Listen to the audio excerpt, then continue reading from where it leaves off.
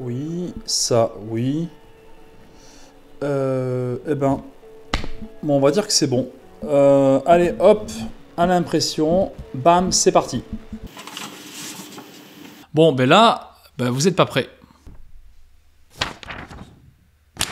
Bon, voilà, prenez soin de vous, blablabla, blablabla. Le running est du fait. Ciao. Attendez. Non, on va pas se quitter comme ça. J'ai quand même des choses à vous dire. On va parler course, YouTube et aussi des projets, car oui, il y en a. Tout d'abord, je vous souhaite à toutes et à tous une belle et heureuse année 2024. Qu'elle vous apporte plein de choses. Surtout la santé, car sans elle, rien n'est possible. Bon, d'ailleurs, en parlant de santé, je vais vous en parler juste après. Lorsqu'on parle d'inscription pour des courses qui sont connues ou qui ont une grosse exposition, il faut s'y prendre plusieurs mois à l'avance. Cela veut dire que professionnellement, il faut avoir une certaine visibilité et une certaine souplesse dans son planning professionnel. Et ça, je ne l'ai pas. Mais là, encore moins en 2024, où il va falloir que je sois hyper disponible. Je ne vais pas rentrer dans les détails sur mon job, ça pourrait m'être vraiment préjudiciable. Mais, oui, je vais le dire, j'ai les boules. Car il y a des courses auxquelles je ne pourrai pas participer, comme je viens de vous expliquer dans les raisons que je viens d'évoquer. Et il y en a une, là, notamment, le Grand Raid des Pyrénées, une course que j'affectionne énormément. Bon, allez, c'est bon, je referme le bureau des pleurs et on va voir la suite. Bon, pour les courses, vous allez voir, c'est très rapide. Le premier semestre, alors, ça va être très simple, pour les raisons que je viens d'évoquer concernant mon calendrier, mon planning professionnel, et surtout parce que je suis blessé, oui, je suis blessé, il n'y aura pas énormément de choses.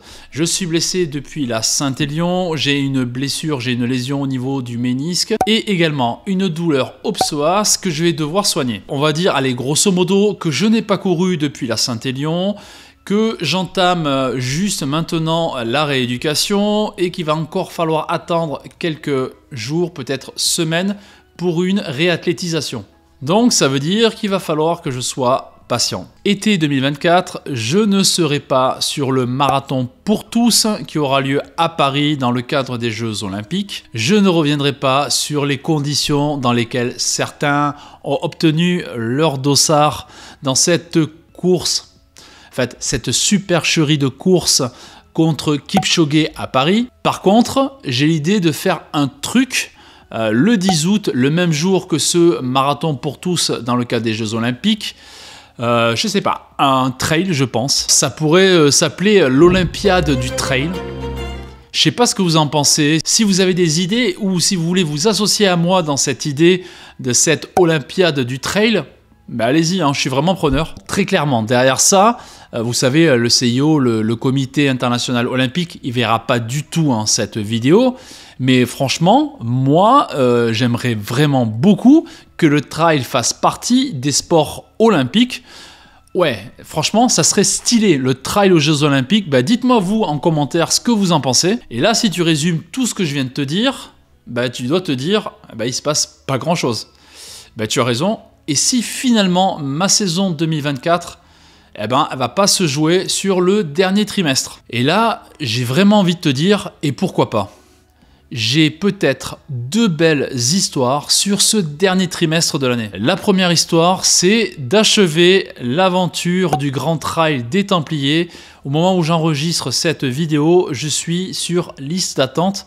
Ça veut dire tout simplement qu'il n'y aura peut-être pas de course du Grand Trail des Templiers. Et la plus belle histoire, elle ne me concerne pas directement, c'est que je vais aider mon cousin à faire son premier marathon à l'âge de 55 ans. Alors, je vais vous le dire tout de suite, je ne vais pas le coacher parce que ce n'est pas mon métier. Il y a des gens qui sont qualifiés pour le faire. Donc, il va choisir de faire sa préparation physique pour le marathon. C'est lui qui choisit un plan sur Internet ou il va prendre un coach. Ça, c'est lui qui choisit. Et moi, par contre, je vais lui apporter ma petite expérience et surtout le soutenir moralement, mentalement pendant sa préparation qui va durer, à mon avis, 1 an. Et là, le chemin, il va être super long. Donc, ça va être, voilà, mon rôle, c'est de l'aider, de le soutenir moralement. Et donc, son premier marathon, ce sera le marathon de La Rochelle qui aura lieu fin novembre.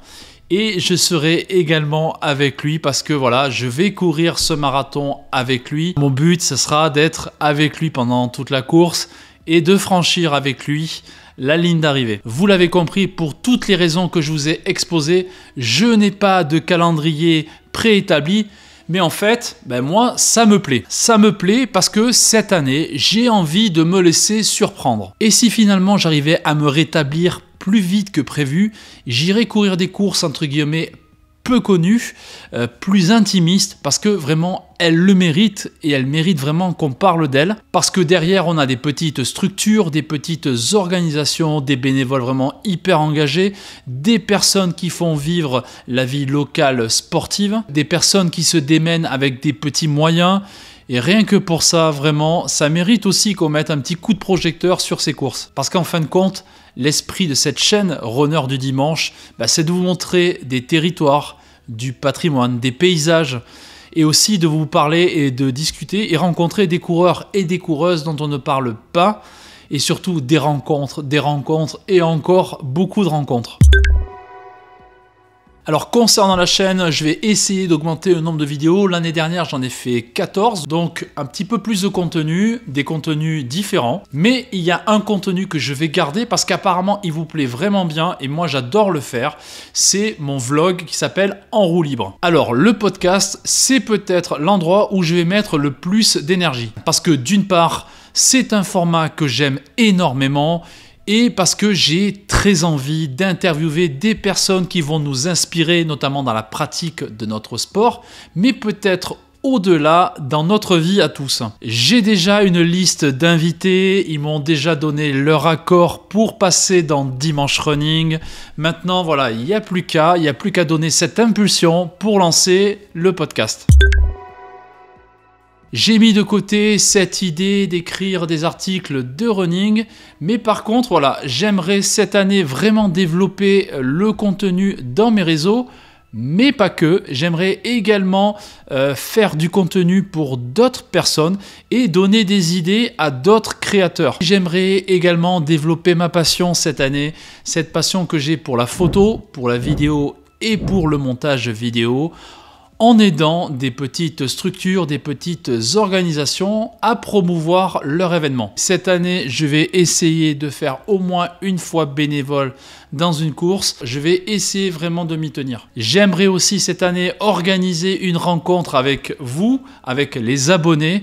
Ça pourrait être par exemple le 10 août dans le cadre de l'Olympiade du trail dont je vous ai parlé en début de vidéo. Les maîtres mots de cette année 2024, ça va être créativité, émotion, plaisir, territoire et rencontre. Voilà, comme vous l'avez vu, cette année, mon défi, ce sera d'écrire sur cette page blanche. Tout reste à faire, le chemin sera long, mais voilà, je suis motivé. J'espère que vous serez là à mes côtés pour suivre mes aventures, toujours aussi nombreux, pour faire de cette année une belle année. Oh oui, cette année, je la sens vraiment bien, ça va être une belle année.